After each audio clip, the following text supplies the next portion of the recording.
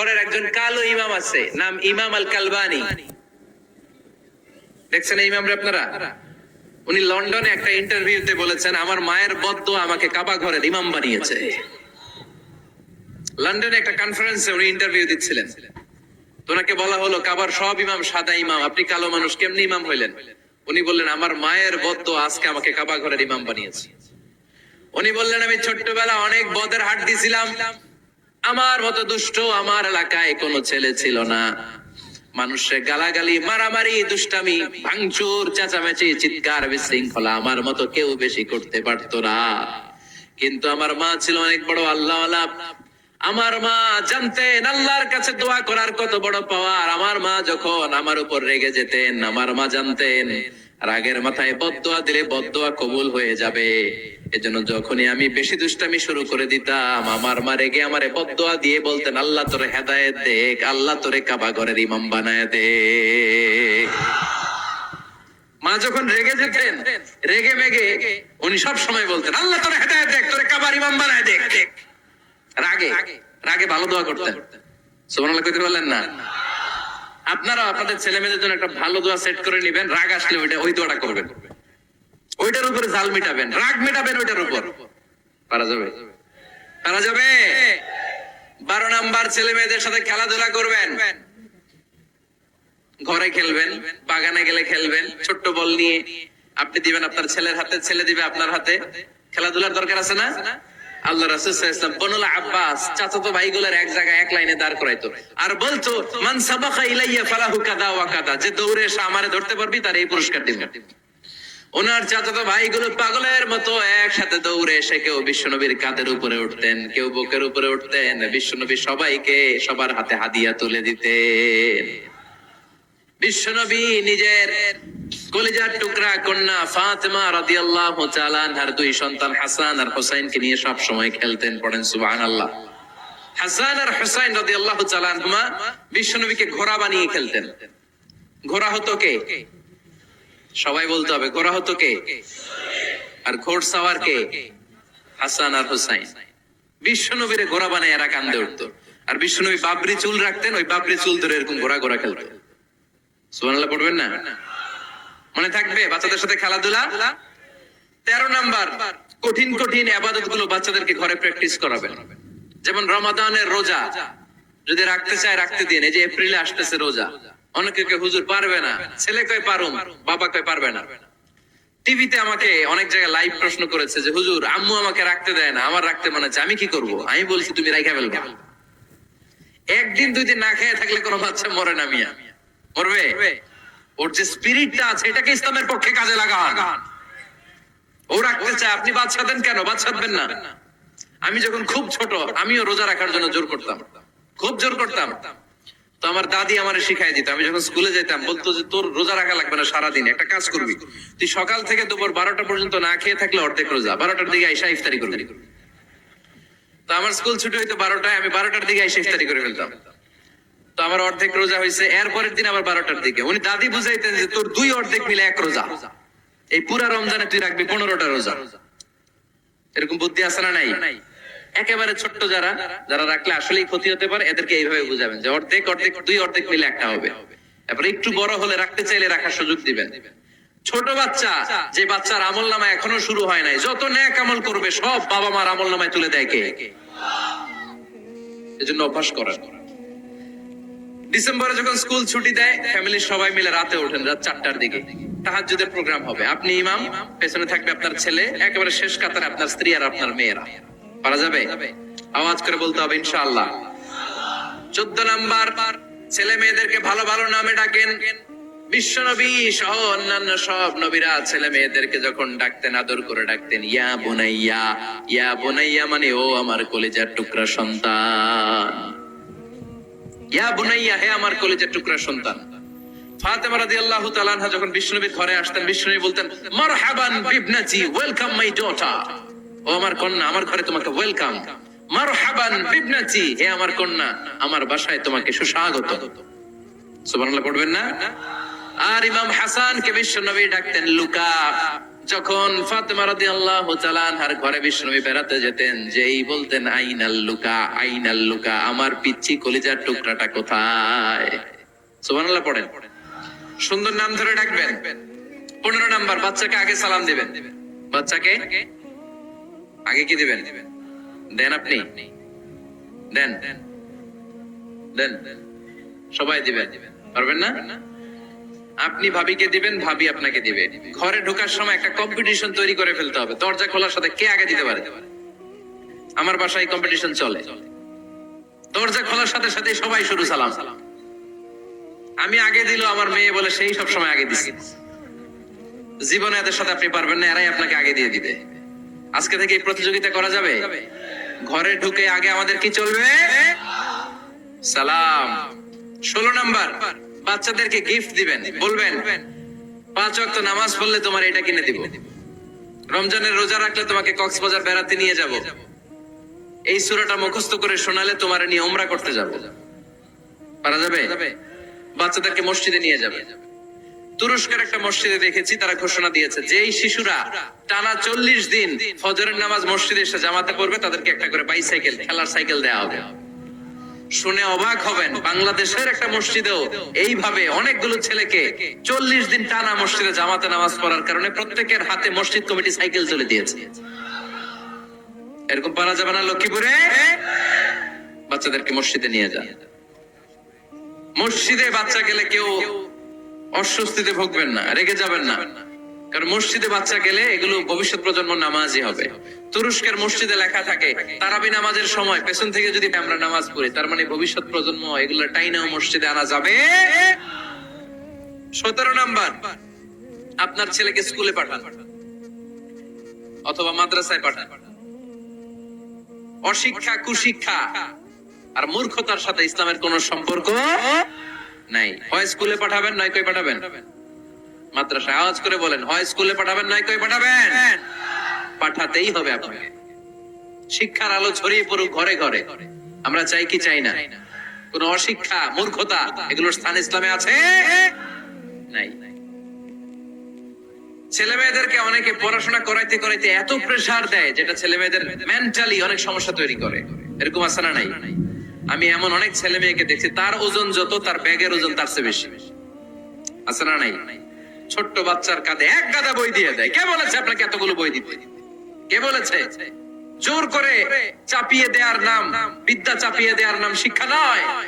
জোর করে প্রাইভেট স্যারের কাছে পড়ানো, কোচিং এ পাঠানো, শিক্ষার নামে এরকম প্রেসার দিয়ে বিদ্যা উঠিয়ে দেওয়ার নাম শিক্ষা নয়। শিক্ষা হচ্ছে আপনার ছেলে মেয়ের স্বতঃস্ফূর্ত আত্মবিকাশ।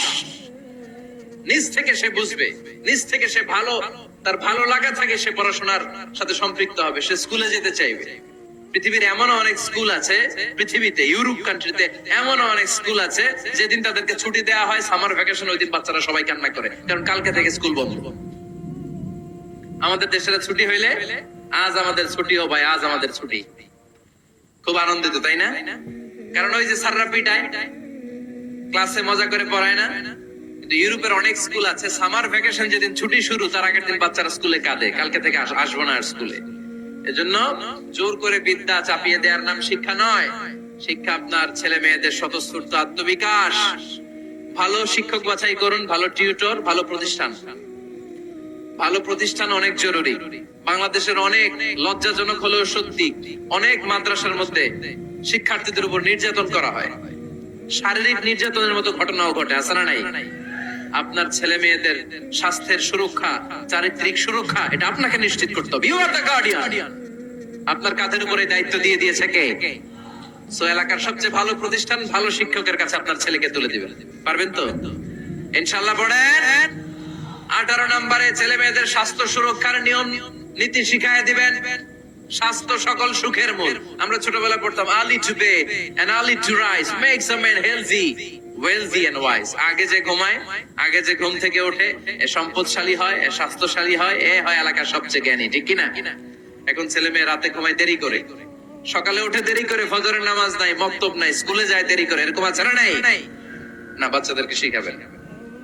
স্বাস্থ্য সুরক্ষার নীতিমালা বিষ্ণু ইসলাম শিখিয়ে গিয়েছে। বাচ্চাকে মেসওয়াক কিভাবে করতে হয় শিখাই দিবেন। পারবেন?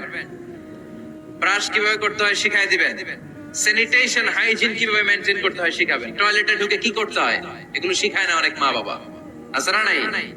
কিভাবে টয়লেট করতে হয়, টয়লেট শেষে কিভাবে হাত ধুইতে হয়। প্রথম প্রথম যে মেয়েদের পিরিয়ড শুরু হয় তাদের ক্ষেত্রে তাদের মায়ের অনেক ভূমিকা আছে, বড় বোনদের অনেক ভূমিকা আছে। লাজুকতার কারণে তারা অনেক ধরনের এই স্বাস্থ্যজনিত রোগের মাধ্যমে ভুগে। আর এই দেশে এগুলো নিয়ে অনেক কুসংস্কার আছে, অনেক নানি খালারা এমন এমন কথা বলে যে এই জামা পরা যাবে না, পিরিয়ড যখন কোনো মেয়ের শুরু হয় এটা খাওয়া যাবে না, ওইটা করা যাবে না, এগুলোর সাথে ইসলামের কোনো সম্পর্ক নাই। আপনি মা, আপনি আপনার মেয়েকে এগুলো শিখান যে মা এটা আমার হয়েছে, তোমার নানুর হয়েছে, এটা তোমারও হবে, ইটস ভেরি ন্যাচারাল, এটা খুবই ন্যাচারাল একটা বিষয়, তোমাকে সাহস হারালে চলবে না, এটা খুব সিম্পল একটা ম্যাটার, এটা হয়, এটা হবে। এভাবে বড় বোনেরা মায়েরা মেয়েদেরকে স্বাস্থ্য সুরক্ষার ব্যাপারে গাইডলাইন দেবে। সর্বশেষ কথা, স্বাস্থ্য সুরক্ষার ব্যাপারে প্রত্যেকটা ছেলে মেয়েকে কমন কিছু রুকিয়া শিখাবেন। প্রত্যেক ছেলে এবং মেয়ে নিজের ঝাড়ফুঁক যেন নিজেই করতে পারে। এই তোমার মাইকের কি হয়েছে আবার এরকম আওয়াজ কেন? কমন কিছু ঝাড়ফুঁক, যেমন সূরা ফালাক, সূরা ইখলাস, সূরা ফালাক, সূরা নাস।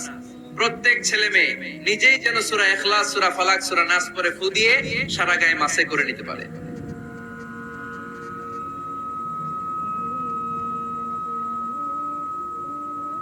কি মাইকের কি সমস্যা? মাইক পেন আছে?